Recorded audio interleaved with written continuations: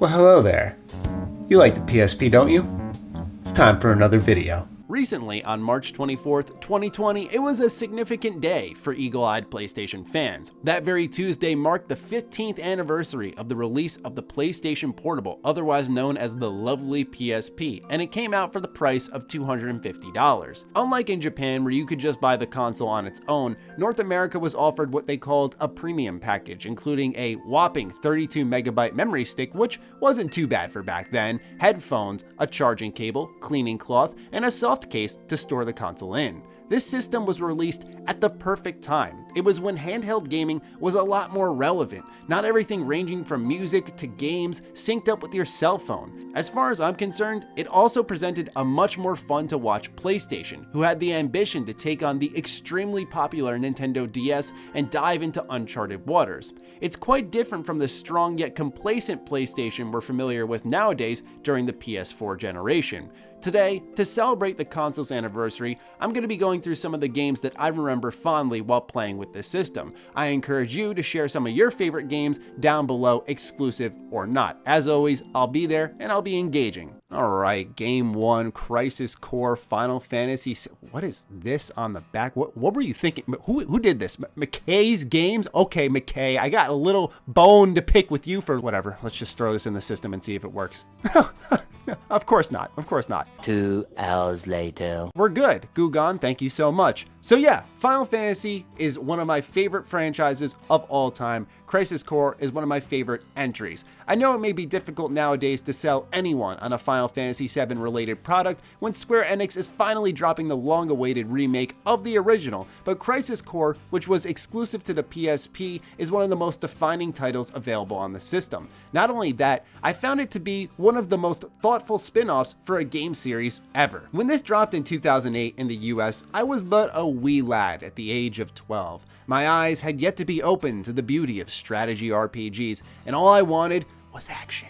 As a kid who was intrigued by Final Fantasy through Kingdom Hearts but couldn't appreciate its gameplay, Crisis Core had my name written on it. This beloved spin-off featured a real-time battle system where you could swing your sword about, utilize materia and abilities, as well as the unique DMW or Digital Mind Wave system.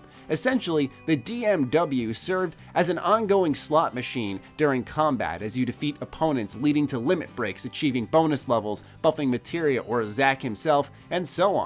Unlike its brother in Japan for a while, Type 0, which eventually did receive a port and was brought west, Crisis Core Final Fantasy VII does remain stranded on the PlayStation Portable. However, it is still one of the very best exclusives, and considering I played it recently, I can attest to the fact it's aged well. Oh, it's the early 2000s, so you already know where I'm going. That's right, Battlefront. While Elite Squadron was exclusive to the PlayStation Portable, I gotta say, when I had Battlefront 2 on my PSP, as a kid, my mind was blown. Similar to how we feel about the Nintendo Switch nowadays, playing the likes of Skyrim, The Witcher 3, Legend of Zelda Breath of the Wild, these gargantuan experiences on the go, that's how I felt having Battlefront 2 in my hands. What initially left me stuck on my console at home, I can now take that experience anywhere, whether it was just simply to the room over to hang out with my family, or to a friend's house, or in the car ride when my parents forced me to go somewhere because I didn't want to leave home. While the original Battlefront 2 was not one of the defining games for the PSP overall in its library,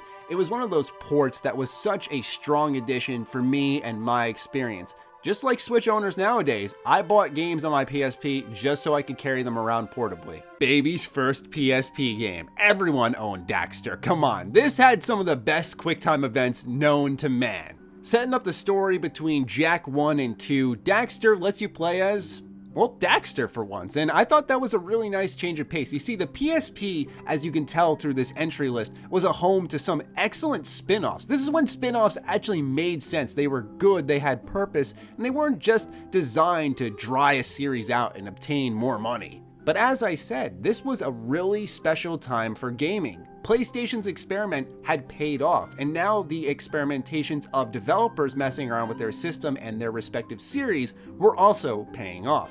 Okay, we gotta talk about Kingdom Hearts on the PSP. Aren't you glad Colin hired me? You're not gonna get Kingdom Hearts anywhere else on this platform except me, so you're welcome. I kid. Kingdom Hearts Birth by Sleep, I experienced very, very late, like well after the PSP's life cycle, but it's still one of my favorite titles because I just love the convoluted, weird, quirky, yet heartwarming nature of Kingdom Hearts. And once again, like with many titles on this list, it's as if the final P inside PSP stands for PlayStation Prequels because, you guessed it, Kingdom Hearts Birth by Sleep is in fact a prequel, featuring not only tough bosses, but the shot lock system. That same flair in the Kingdom Hearts battle system was not sacrificed here on the PSP. So once again, having those amazing franchises carried in my pocket was one of the best feelings as a gamer. And the list goes on. You have God of War, Chains of Olympus, back when Kratos wasn't yelling at Atreus to do something in combat, and in fact, he was yelling during his sexual minigames. Look, I know we'd all prefer God of War on the PS4, I'm there with you guys, but let's just think for a moment that there are people who have no idea that these minigames actually exist.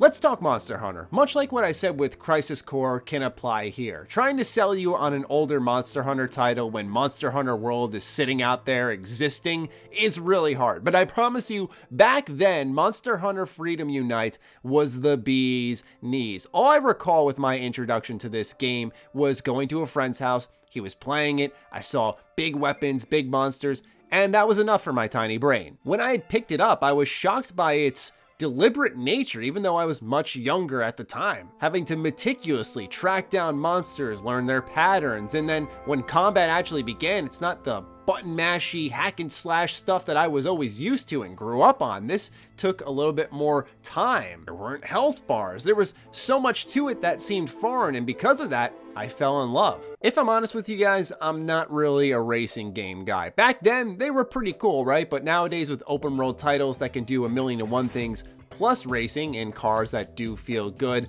I'm not as attracted to the racing genre. But back then, when I could get those games on the go, I was all about it, such as Need for Speed Most Wanted 510. There was just something very simple and relaxing about this game as you go through your career and you gradually upgrade your car and get more street cred to challenge higher ups, and eventually the cops will show up and they'll interrupt your race. But I was so filthy at the game, cops couldn't catch me, man. The PSP was even home to some weird ones, some under-discussed games, such as The Third Birthday from Square Enix. They really love a story where you forget everything that happened to you, but this one just had a grit to it. It didn't come to North America until 2011.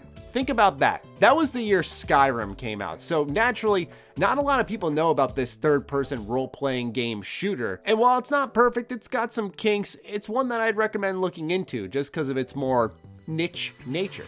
I think all of us are guilty at one point or another of enjoying a Lego game. And for me, my definitive Lego title when it came to the PSP was absolutely Lego Star Wars 2, the original trilogy. You know, there was one time that some pranksters egged my house, and this game is what soothed me through a very traumatic experience because it freaked me out. But more accurately, I just love Lego games. I loved them back then, I love them now. They're collectathons, they're engaging, they're loaded with personality, and as expected, the PSP was home to a lot of those games. Honestly, I could sit here all day and talk about the PSP library. As someone who recently not only purchased a PSP, but a 50+ game lot and had just a bunch of games come in and sit on my lap and think, wow, there are so many games I actually missed on this platform. It's been a real joy to go back, and I hope bringing you down memory lane through some of the games I fondly experienced on the PSP can get you thinking of other titles that you'd like to share with me as well as Colin in the comments down below.